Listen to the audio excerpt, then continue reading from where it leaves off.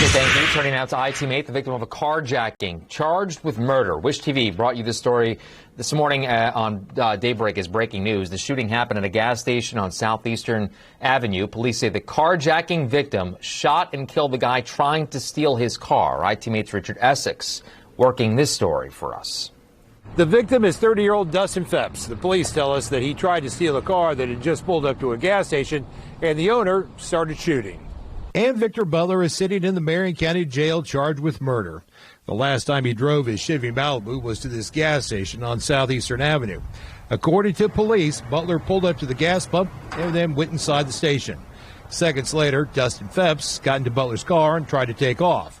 That is when Butler pulled out a Glock 357 and fired 2 rounds into the driver's side of the Chevy.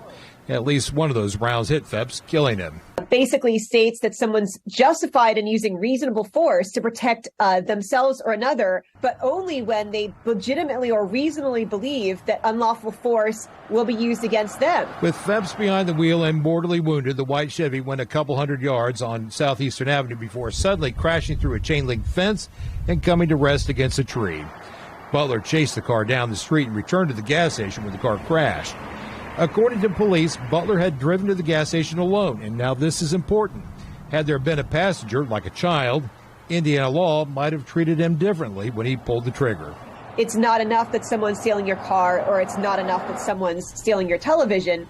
You actually need to believe that this person is going to endanger yourself or another third party. Butler left the scene and almost instantly hired a lawyer.